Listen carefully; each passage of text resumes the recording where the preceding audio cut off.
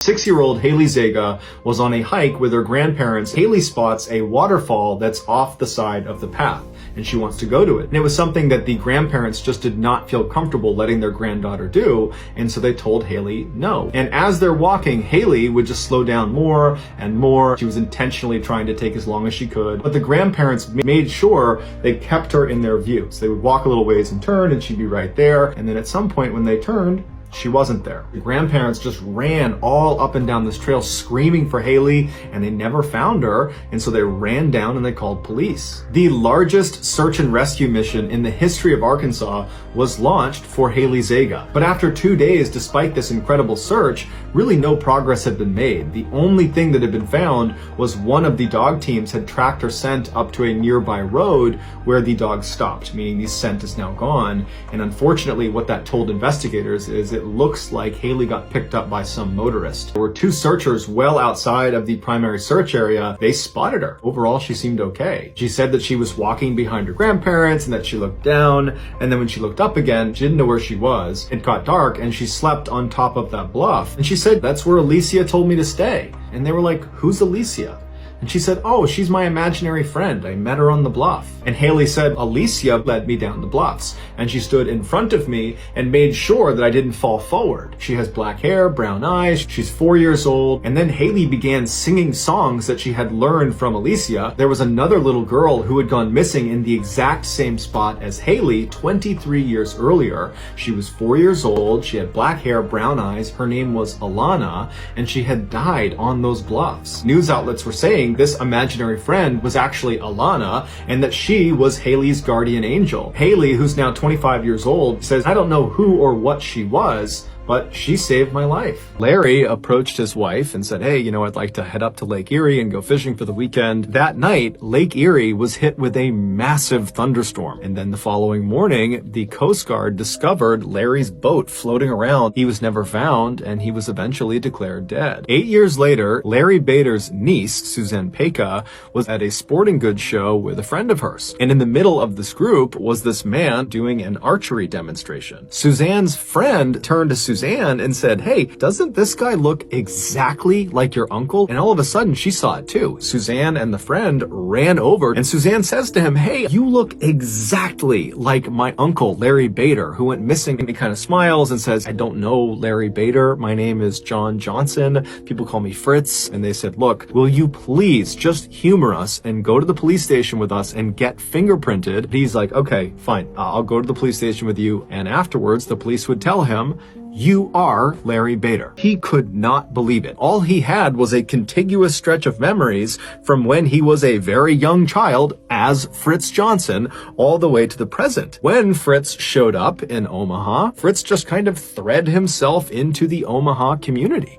I mean, he got married, he had a child, he adopted another child. I mean, he was like a minor celebrity in Omaha. And throughout all this drama, Fritz continued to say he was not Larry Bader. And so eventually a team of experts, doctors, psychologists, you name it, they came out to Omaha, and at the end of all their testing, they concluded that 1, Fritz definitely is Larry Bader, and 2, he is almost certainly suffering from an extreme case of amnesia. Just 1 year after it was discovered, Fritz would die. He had cancer in one of his eyes. Today, his case is considered to be one of the most believable and baffling cases of amnesia on record. Linda and Eddie decided to go for a walk in the park. They stepped off of the trail and got turned around, and they realized they were badly lost. Then some very strange things happened that we only have a marginal understanding of. Eddie re-emerged out of the park, hopped in his car like nothing was going on, drove back to his house, walked inside, and his family's like, "Where have you been? You've been missing for like 3 days here." And he was just trying to tell them that everything was fine, but as they asked him more questions, Eddie started to realize that, oh my goodness,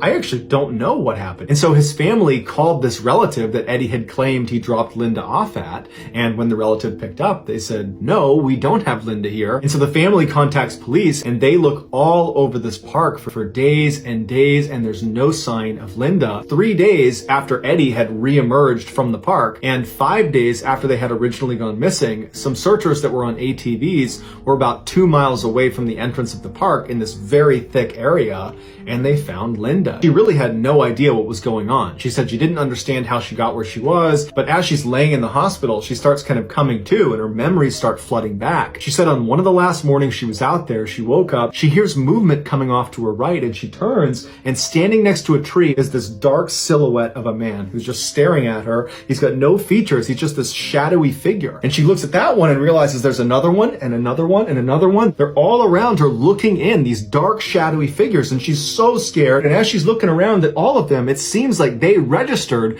that she sees them. And at that point, they all turned and start running into the forest in all different directions. She said after that, she has no idea the sequence of events or what happened. All she knows is that the whole time she was out there, she was scared. She felt like there were people watching her in the woods. And then at some point, rescuers showed up and she was saved. One theory is they must have eaten berries or some other food item that had hallucinogenic properties, and they were literally just hallucinating the whole time. Michael fell off of a ladder and he hurt his back. Michael went from being this cheerful, funny guy to being sad, and he was so irritable that his family could barely be around him. Michael makes his way to the church where this fellowship group is held, and then as Marie began to lead the group in prayer, Michael did not feel his chronic pain. He just felt happy again. But when the meeting was over, the pain and depression came flooding back. Over the next couple of weeks, Michael became very close with Marie, and in fact, many people suspected they were having an affair. Christine, Michael's wife, stormed inside, and she says, "I know you're having an affair with Marie." He turns and looks at Marie. She screamed. Michael did not look human. He looked like a beast, and he had wild eyes. He began breaking out in tongues. Michael just collapses. Marie would get in touch with the Anglican Church of England and would request an exorcism. And very quickly, they determined that it does seem like Michael is possessed by at least one demonic force. Michael, his wife, and the rest of the members of this fellowship group, along with Peter and Raymond, they would all meet at this other church in a neighboring town. Peter and Raymond began the ritual by praying. Michael began screaming out in tongues, and he began writhing around, and he fell to the ground, and he began contorting his body in grotesque positions. After 8 hours, they finally just came to a stop. Peter and Raymond, they tell him, "We identified 40 demons inside of you, and this exorcism was able to expel 37 of them. So go home, and tomorrow we will finish this exorcism." A few hours later, when Michael and his wife had come home, Michael had fallen into one of his trances and began beating his wife. And then after she had finally died, he tracked down the family dog and killed the dog as well. Ultimately, Michael would be found not guilty by reason of insanity, and after only 4 years of psychiatric care, he was released.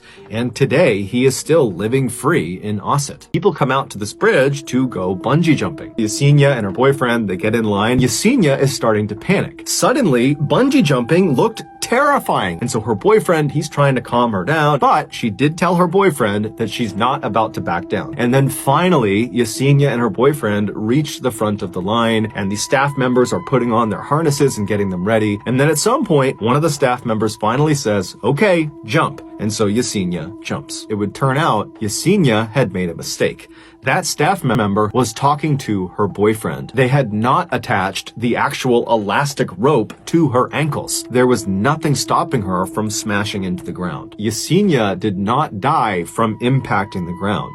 She actually died from a heart attack she suffered on the fall down, which means she must have realized after she jumped that she jumped too early. And so literally the fear of what was about to happen to her killed her. Orville, along with his younger brother and his cousin, headed off to a river valley just outside of Yellowstone National Park to do some hunting. The following morning, he woke up his brother and cousin and told them he was going to go and track this animal for no longer than about an hour. Early the next morning, the two men got up hoping to see Orville, but he had not returned. The sheriff's department, along with hundreds of volunteers, descended into this area, but there was just no sign of Orville. Then, on the third evening of the search, one of the searchers was up in the mountains, and the searcher searcher saw there was a little campfire that had been set up in the middle of nowhere, and next to this fire was a pair of boots. And then the searcher noticed there were tracks leaving this campfire, and these tracks were made with bare feet. And so the searcher just began following these tracks. And it's very thickly forested, and it's starting to get dark, and he sees this dark figure kind of slowly moving up the mountain quite a ways away from him. It looks like a man. And so the searcher thinks that's gotta be Orville. Something's wrong with him. You know, who knows what's going on with him, but I gotta get his attention. Searcher yells out to this guy, but even though he was clearly in earshot, this guy just did not stop moving. And so he pulls out his pistol and fires 3 shots into the air. But again, this figure didn't stop. They didn't react, no flinching. They just kept moving up and over the top of the mountain and out of sight. And he's thinking, you know what? It's too dark. I gotta go back. And so the next morning, this huge search party gets to that ravine. So much snow had fallen. All the tracks have all been covered up. They couldn't find any trace of the shoeless man. Many believe the shoeless man was Orville. And in fact, the local newspapers at the time speculated as much. But if it was Orville, why didn't he turn around when someone was yelling his name? And where was he going walking barefoot in a snowstorm in the middle of the night? Others have speculated this was not Orville, that it was some other person or some other creature lurking around the woods at night, and that perhaps they had something to do with whatever happened to Orville. No one ever found any traces of Orville or the shoeless man ever again. 5 members of the Van Ulst family arrived at the Devil's Den State Park. They headed down to the swimming area, which was this creek that led up to the side of a dam. Once they arrived at the creek, Catherine and her 2 brothers jumped in the water and started goofing around, and there were some other kids there they were playing with as well, and their father just sat on the edge to watch. But at some point when he was looking at his sons, he looked back at Catherine and she was gone. And so he's looking all around and he's thinking to himself, I just saw her on the rocks like seconds ago. Where could she have gone? Catherine's father is screaming for Catherine. He's enlisted the help of everybody at this campground that's in the vicinity. I mean, the whole area is getting searched and there's no sign of this girl. And after about an hour of looking, Catherine's father went and got police. After 2 days of searching the very thick forest that surrounded this dam, she wasn't there. 6 days after Catherine went missing, a group of searchers were located 7 miles way into the forest, and they're yelling Catherine's name when this little girl wearing only a bathing suit walks out of a cave, looks down at them and just says, "Here I am." It was Catherine. They brought her to the hospital and the doctors looked at her and said, yep, besides some superficial cuts and some bug bites, she's fine. And 2 days later, she was discharged. So this 8-year-old who's never spent any time in the woods before survives on her own for 6 days and 6 nights with only a bathing suit on. While she was found 7 miles away from where she went missing, that's what you see on a map, those 7 miles. In the wild, you don't walk perfectly straight lines. There's too many obstructions. And so rescuers believe the minimum real distance she would have covered was about 30 miles. And she did it barefoot. When authorities asked her, you know, how did you do this? She said, I don't know. I don't remember how I got lost in the first place. I only remember sleeping on warm grass the first night. And then her next memory is waking up inside of a cave on day 6. Some say there was something in the forest that chased her and adrenaline kicked in. And because it was so traumatic, she forgot the experience. But like virtually all of the missing 411 stories, we have a lot more questions than answers. Ron said this campsite was the closest to heaven he thinks he'll ever get. They'd had a great day of hunting and they were standing around the campfire just chatting with each other when they started hearing a grunting sound not far away from them in the forest. It was like a whooping sound you would expect from an ape, and then another creature somewhere else made a responding whoop. The men were huddled around inside of the shelter looking at each other like, what is that? They heard these creatures running towards the camp. These creatures, which are now one on one side of the camp and one on the other, begin speaking to each other in a language that almost sounds human, but it was nonsensical. They started whooping again and ran off. The next day, when the sun came up, the men were out of that camp as fast as they could. But as soon as they got out of the woods and back to their homes, Ron became obsessed with whatever it was that was making that sound. He so desperately wanted to find out what it was. And so he convinced the other 3 members to come with him and go back to the campsite, except this time Ron was going to bring an audio recorder and he was going to try to capture some audio of these creatures. The 4 men went back to the campsite, and at some point in the evening, Ron said he heard footsteps way out in the middle of the forest, and they sounded like they were running towards the camp. The four men sprint inside the shelter, lock it behind them, and Ron turns on the audio recorder. After being recorded, Ron sent it to Dr. R. Lynn Curlin, and they concluded that 1, it was unaltered, and 2, whatever was making the sounds could not have been a man because their vocal range was dramatically higher and lower than that of a human's. The creature that was making the sound most likely was between 7'3" and 8 feet tall.